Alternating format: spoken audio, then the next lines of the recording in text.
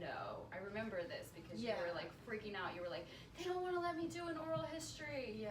And you were really kind of upset about it, but they insisted, right? Yeah. I think it was Erin actually that did it, Yeah. like the editor.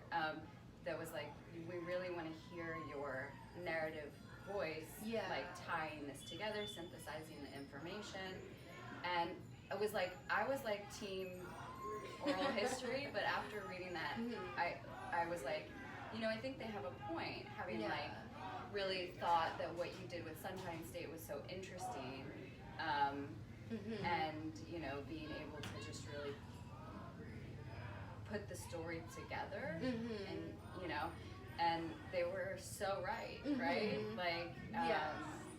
Erin like saved this book from the brink a number of times, because also, so she told me to write it in this traditional journalistic style, which I did, and then the manuscript originally was like 550 pages, and she had just, okay, so the context for me thinking that was an okay length was Erin had also edited the Love Songs of W.E.B. Du Bois, which was like 750 pages or something.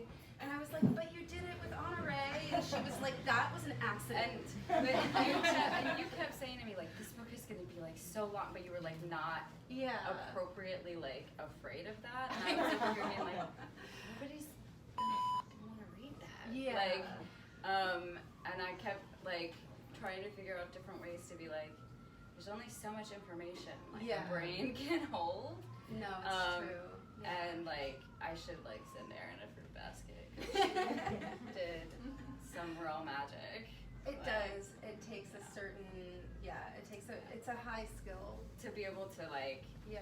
cause I read other versions of it, and sections of other versions of it, and there were like, I'm not an editor, I don't have that skill, and I would be like, why are you writing about this? Like, you know, this should just like if it was up to me, I would have just like cut it all together.